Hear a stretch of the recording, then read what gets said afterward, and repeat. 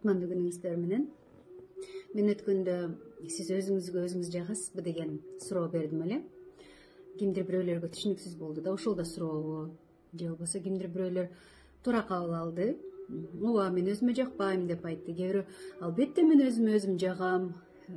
Кээ бирөө айтты, мен өзүм биринчи орунга коем. Мен сыйлабаса, өзүмдү мен сыйлабасам, мени ким сыйлайт деп. Ошол сыңарындай өзүн сыйлоо, өзүн сүйүү деген түшүнүк бар экендигин көптөрүңөр эле билет болушуңуздар керек. Бул түшүнүктүн эгоизмден айырмасы, мисалы айтышыңар мүмкүн да, бул анда эгоист болуп каласың да, анда сен эч кимге жакшылыгың жок болуп калат да деген сыяктуучу. Бирок мен айтат элем, эгоизм бул менде гана болсун, башкаларда болбосун деген сөз да. Баары мен иштерим жакшы жүрсүн, баары мени жакшы көрсүн, менде гана болсун, башкаларда болбосун.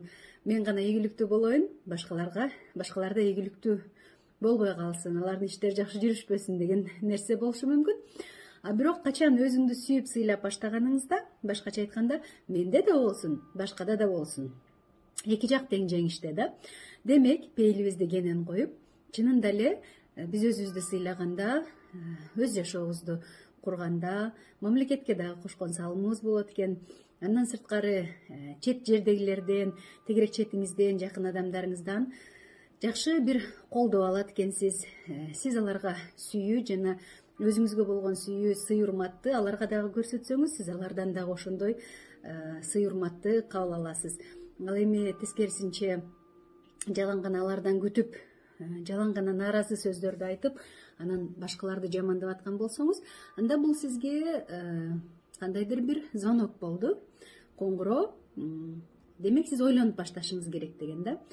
Өзүңүздү сүйгөндө, сыйлаганда, сиз өзүңүздү жаман нерселерге ыраа көрбөй каласыз. Башкача айтканда, урушкуңуз келбей калат, бирөө менен бир нерселерин талашкыңыз келбей калат. Себеби урушканда ошончо нервиңер кетип атат, тарынгыңыз дагы келбей калат. Себеби ар бир эле үргөн итке жооп дагы бергиңиз келбей калат.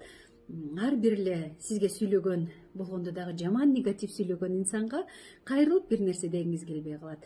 Ошондуктан өзүн сүйүүнүн, өзүн сыйлоонун жакшы жактары бар. Албетте, Аллахыбыз биздин эң биринчи мактоого татыктуу, эң биринчи сүйүүгө татыктуу. Бардык нерсе Аллахтын өкүмү менен боло турчу нерсе.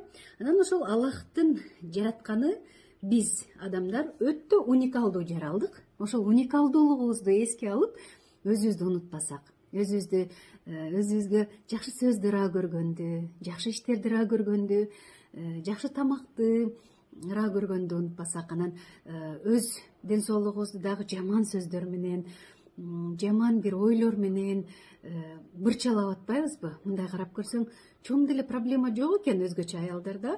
Жалаң эле бул мен мынтип айтты, кайненем мындай деди, анан кайынсиңдим мындай деди деп эле ошол сөздөрдөн эле ичибиз буруксуп эле күйө берет экенбиз.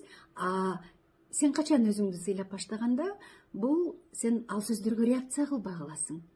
Сен өзүңдүн ким экениңди билгениңде, сен өзүңдү аяп каласың.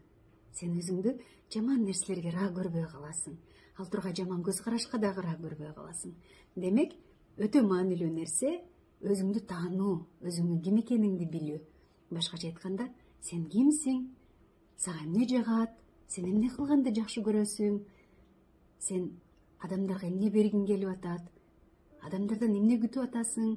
Келиңиздер, эмне күтүп атсак, ошону бергенге аракет кылабыз. Болгондо дагы жакшы сөздөрдү. Жамандык ар бир адамдын колунан келет. Жаман сөз айтуу, сын тагуу, наалуу, бир критика табуу, кемчилик табуу ар бир адамдын колунан келет. А бирок жакшы сөз айтуу, бири-бирин колдоо жана жакшы бир маанайын көтөрүп коюу, башын сылап коюу ар бир адамдын колунан келе бербейт. Сиз эстеңизчи, акыркы жолу кимдин көңүлүн көтөргөн сөз айттыңыз? Сөз бул акысыз го. Сөз ооздун жели го. Бирок ошол сөздү дагы биз аябай, тескерисинче башкаларга жарыгын чачкан адамдардан бололук. Күнүңүздөрдүн керемет өтүшүн каалайм. Аман эсен болуңуздар.